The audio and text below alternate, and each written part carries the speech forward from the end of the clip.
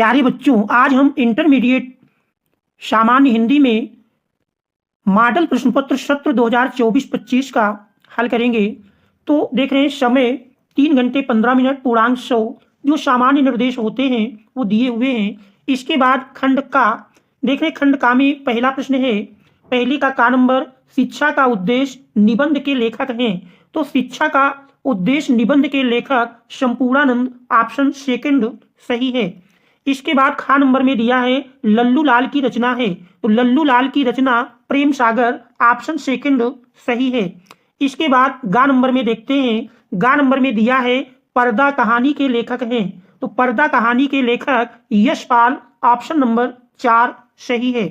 इसके बाद घा नंबर में दिया है आवारा मसीहा के रचनाकार हैं, तो आवारा मसीहा के रचनाकार विष्णु प्रभाकर हैं, इसका ऑप्शन फर्स्ट सही है। और ये एक बांग्ला उपन्यासकार शरद चंद्र चट्टोपाध्याय की जीवनी है। तो जो ये आवारा मसीहा है, ये बांग्ला उपन्यासकार शरद चंद्र चट्टोपाध्याय की जीवनी है। इसके बाद हम देखते हैं अगला प्रश्न, देख रहे हैं अंगा नंबर में दिया है बाण भट्ट की आत्मकथा के लेखक हैं। तो बाण भट्ट की आत्मकथा के लेखक हजारी प्रसाद द्विवेदी हैं और यह एक ऐतिहासिक उपन्यास है। बाण भट्ट की कथा आत्मकथा एक ऐतिहासिक उपन्यास है और इसके लेखक हजारी प्रसाद द्विवेदी हैं। इसके बाद प्रश्न नंबर 2 के का में दिया है कामायनी किस युग की रचना है। तो कामायनी आधुनिक छायावादी युग की रचना है। तो इसमें देख रहे हैं विकल्प नंबर सेकंड सही है। इसके बाद खा नंबर में दिया है निम्नलिखित कवियों में से कौन प्रगतिवादी युग का है। तो देख रहे हैं दिए गए विकल्पों में विकल्प नंबर 4 रामधारी सिंह दिनकर ये प्रगतिवादी युग के कवि हैं। इसके बाद गा नंबर में दिया है तार सप्तक का प्रकाशन वर्ष है, तार सप्तक का प्रकाशन वर्ष 1943 है, इसका ऑप्शन सेकंड सही है। इसके बाद घा नंबर है द्विवेदी युग की रचना नहीं है, दिए गए विकल्पों में द्विवेदी युग की रचना कामायनी नहीं है, इसका ऑप्शन 4 सही है। इसके बाद अंगा प्रश्न में दिया है अष्टछाप के कवियों का संबंध भक्तिकाल की, देख रहे हैं ऑप्शन फर्स्ट में राम भक्ति शाखा से, सेकंड ज्ञानाश्रयी शाखा से, थर्ड प्रेमाश्रयी शाखा से और चौथा कृष्ण भक्ति शाखा से। तो अष्टछाप के कवियों का संबंध भक्तिकाल की कृष्ण भक्ति शाखा से है, तो इसका ऑप्शन 4 सही है। इसके बाद फिर हम देखते हैं अगला प्रश्न, देख रहे हैं प्रश्न नंबर 3 में दिए गए गद्यांश आधारित निम्नलिखित प्रश्नों का उत्तर दीजिए। तो देख रहे हैं एक गद्यांश दिया है और जिस पर आधारित प्रश्न है और इन प्रश्नों का आपको उत्तर देना है। देख रहे हैं first, second, third, fourth, fifth 5 भाग में आंसर देना है और देख रहे हैं 5 गुणे 2 यानी प्रत्येक पार्ट का 2 अंक है। तो इस प्रकार से 2 गुणे 5, 5 दुनाई 10 अंक, यानी प्रत्येक भाग में आपको 2 अंक मिलेगा प्रत्येक भाग का सही उत्तर देने पर। इसके बाद देख रहे हैं अथवा में भी पैराग्राफ है, वही 5 प्रश्न है, प्रत्येक प्रश्न के 2 उत्तर यानी 10 अंक का है। तो चाहे ऊपर करना है, वाला करना अथवा करना है, तो इन 2 में से एक पार्ट करना है। इसके बाद फिर हम देखते हैं प्रश्न नंबर 4। प्रश्न नंबर 4 में कह रहा दिए गए पद्यांश पर आधारित निम्नलिखित प्रश्नों के उत्तर दीजिए। तो देख रहे हैं ऊपर गद्यांश था और नीचे अब ये पद्यांश मिलता है और इस पद्यांश में भी पद्य के 5 देख रहे हैं, इसमें भी कुल 5 प्रश्न है और प्रत्येक प्रश्न यहाँ पर भी 2 अंक का है, तो ये भी कुल मिलाकर 10 अंक में है। फिर देख रहे हैं इसके अथवा में भी एक पद्यांश दिया है जिस पर आधारित 5 प्रश्न हैं, तो इनमें से किसी एक को आप कर सकते हैं और प्रत्येक 10 अंक का है। इसके बाद प्रश्न नंबर 5 का देख रहे हैं निम्नलिखित में से किसी एक कवि का, किसी एक लेखक का साहित्यिक परिचय देते हुए उनकी प्रमुख रचना का उल्लेख कीजिए। और देख रहे हैं शब्द सीमा अधिकतम 80 लिखी हुई है और ये 3 + 2 5 अंक का है। तो देख रहे हैं आचार्य हजारी प्रसाद द्विवेदी, APJ अब्दुल कलाम, वासुदेव शरण अग्रवाल, तो ये 3 हैं, 3 में से किसी एक का आपको साहित्यिक परिचय देते हुए उनकी प्रमुख रचनाओं का उल्लेख करना है। ये हमारा प्रश्न 5 अंक में है। इसके बाद खा नंबर में देख रहे हैं निम्नलिखित में से किसी एक कवि का साहित्यिक परिचय देते हुए उनकी प्रमुख कृतियों पर प्रकाश डालिए। इसमें भी शब्द सीमा अधिकतम 80 है और ये भी 5 अंक में है। देख रहे हैं कवियों में मैथिली शरण गुप्त, सुमित्रा नंदन पंत, रामधारी सिंह दिनकर, इन 3 में से जो आपको अच्छी तरह कोई एक तैयार है उस पर लिखना है और ये 5 अंक का है। इसके बाद प्रश्न नंबर 6, बहादुर अथवा पंचलाइट कहानी के उद्देश्य पर प्रकाश डालिए। इसकी भी शब्द सीमा अधिकतम 80 है।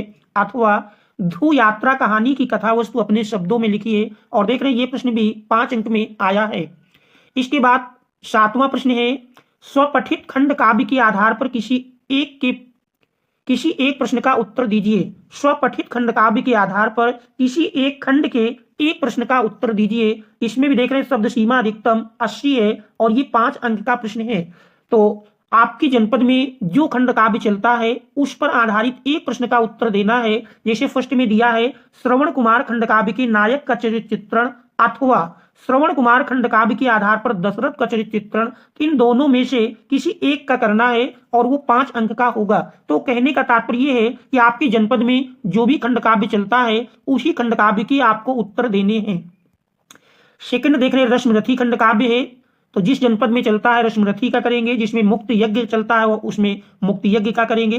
तो अपने जनपद में जो भी खंड काव्य चलता है उस पर आधारित प्रश्नों उत्तर देना है। इसके बाद देख रहे हैं खंड खा में प्रश्न नंबर 8 का दिए गए संस्कृत गद्यांशों में से किसी एक का संदर्भ हिंदी में अनुवाद कीजिए। तो देख रहे हैं 2 + 5 7 अंक में है।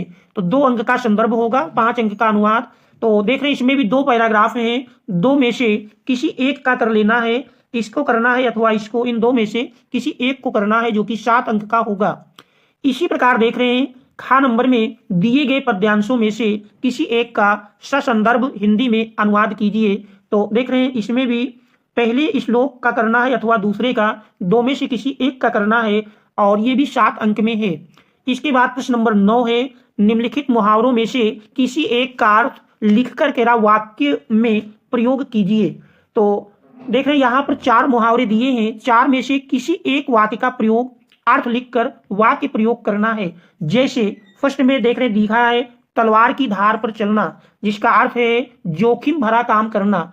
जैसे वाक्य प्रयोग में कह सकते हैं, मोहन बहुत जोखिम भरा काम करता है, या मोहन तलवार की धार पर चल करके रास्ता अपना रहा है। तो कोई भी इस तरह से आप एक उदाहरण दे सकते हैं वाक्य में प्रयोग करके। सेकंड है टका सा जवाब देना, यानी साफ इनकार कर देना, या कह सकते हैं मुंह पर ही मना कर देना।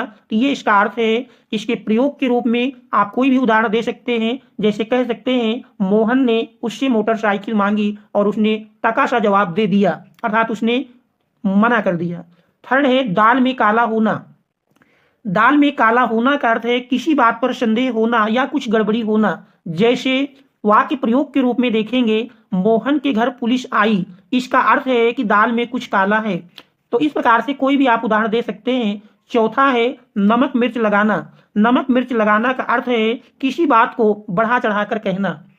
जैसे कह सकते हैं, राम ने पिताजी के आने पर बहुत सारी बातों को नमक मिर्च लगाकर बताया। तो इस तरह से वाक्य प्रयोग हैं। इसके बाद फिर देख रहे हैं प्रश्न नंबर 10 में, अपठित गद्यांश पर आधारित निम्नलिखित प्रश्नों का उत्तर दीजिए।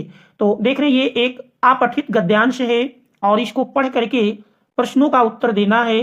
तो देख रहे हैं इस पर आधारित प्रश्न, देख रहे हैं 3 प्रश्न दिए हैं, जिसमें पहला 1 अंक, दूसरा 2 अंक, तीसरा 2 अंक, यानी कुल मिलाकर ये 5 अंक का अपठित गद्यांश आता है। अथवा में भी देख रहे हैं एक गद्यांश दिया है, ये भी 5 अंक में है। तो 2 में से कोई एक करना है। इसके बाद फिर देख रहे हैं प्रश्न नंबर 11। प्रश्न नंबर 11 में निम्नलिखित शब्द युग्मों का सही अर्थ चयन करके लिखिए।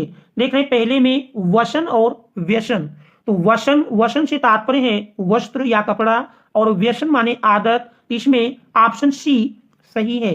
इसके बाद देख रहे हैं सेकंड पार्ट में दिया है अंबुज और अंबुद। अंबुज से तात्पर्य है कमल, कमल का पर्याय होता है, और अंबुद बादल का पर्याय होता है। तो इसमें देख रहे हैं ऑप्शन सी सही है।